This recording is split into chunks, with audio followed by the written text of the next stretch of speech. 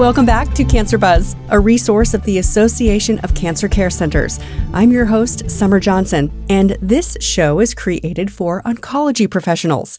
In today's rapidly evolving healthcare landscape, the greatest barrier to AI adoption and workforce transformation is not technology, it's human hesitation. Cancer Buzz spoke to researcher and national bestselling author Dr. Michelle Rozen, better known as the Change Doctor. Dr. Rozen will be a keynote speaker at the upcoming ACCC Leadership Summit this spring. And today she offers some quick tips on how to start moving the needle on goals that matter. Well, one of the most common challenges in healthcare is obviously burnout.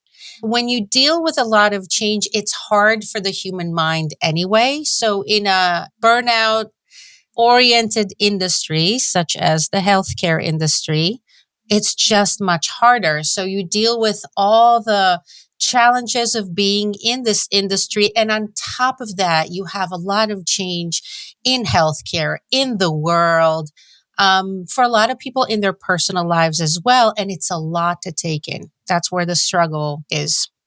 Dr. Rozen, you have written a lot of books, and they're available on your website for listeners to take a look at. Will you be talking to any of these at the ACCC Leadership Summit?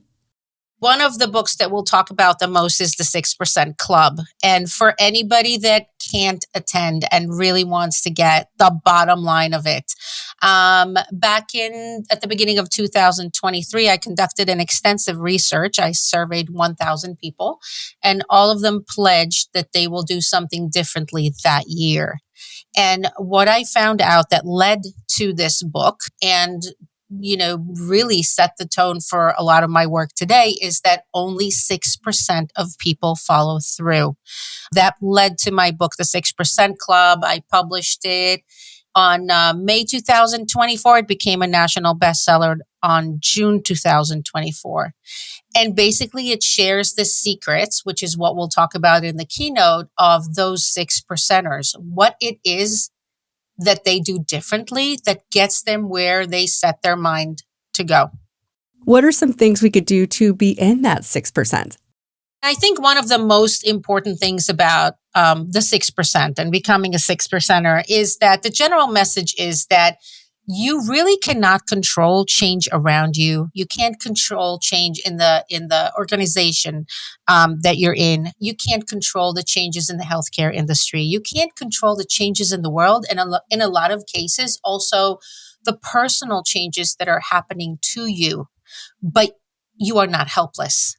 There is a way to set goals and actually follow through that gives you a sense of control in this fast-paced, rapidly changing world that we live in. And like I said, primarily in the healthcare industry.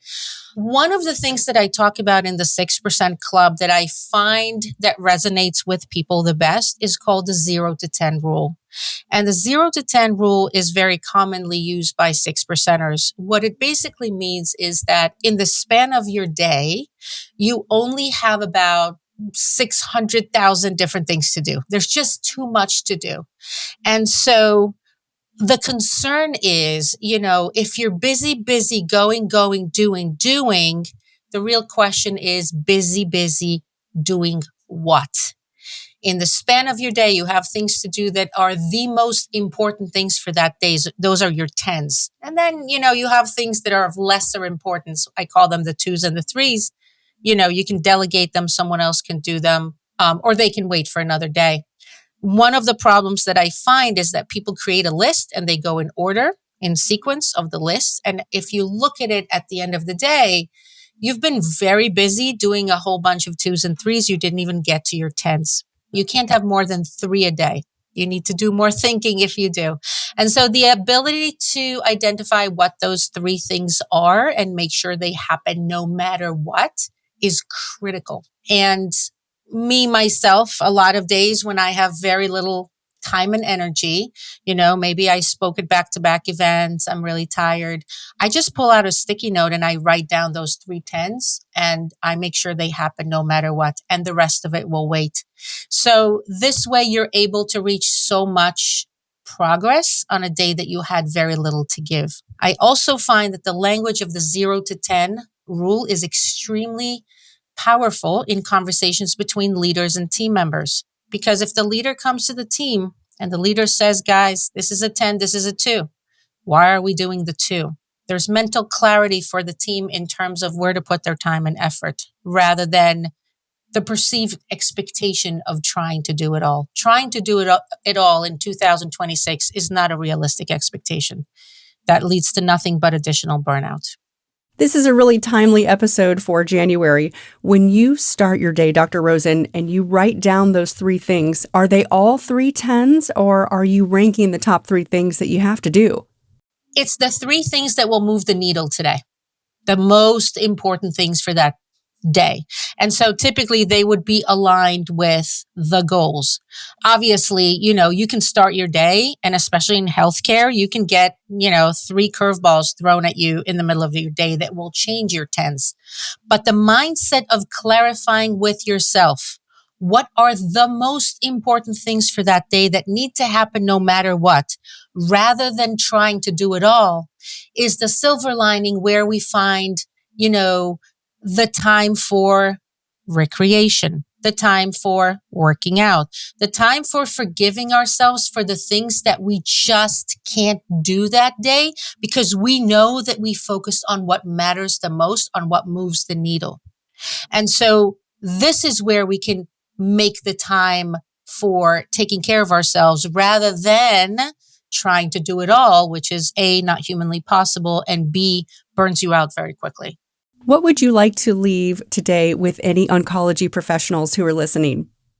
I think my message to everyone is to take this time of the year to decide to shift gears from reactive to proactive.